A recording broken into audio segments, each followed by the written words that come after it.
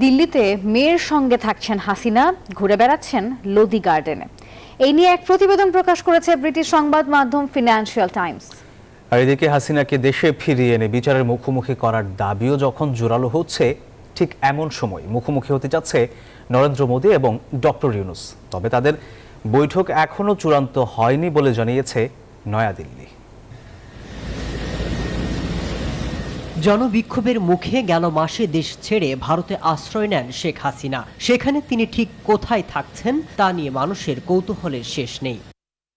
British সংবাদ মাধ্যম এ নিয়ে এক প্রতিবেদন প্রকাশ করেছে। মেয়ে সাইমা ওয়াজেদের সাথে দিল্লির অভিজাত পার্ক লোদি গার্ডেনে তিনি ঘুরে বেড়াচ্ছেন। এদিকে দিল্লিরও দাবি তিনি ভারতের কোনো একটি সেফ হাউসে রয়েছেন। এরই মধ্যে ভারতে বৈধভাবে ৪৫ দিনের অবস্থান শেষ করে ফেলেছেন হাসিনা। প্রশ্ন উঠছে, তাকে কি ফেরত দেবে মোদী সরকার? ঠিক এমন সময় নিউ ইয়র্কের জাতিসংঘের সাধারণ অধিবেশনে মোদী এবং ডক্টর ইউনূসের সাথে বৈঠক নিয়ে বাড়ছে জল্পনা। এ নিয়ে নিজেদের অবস্থানও পরিষ্কার করেছে নয়াদিল্লি। कई सारी मीटिंग्स इस समय हैं जिनको हम फिक्स करने की कोशिश कर रहे हैं।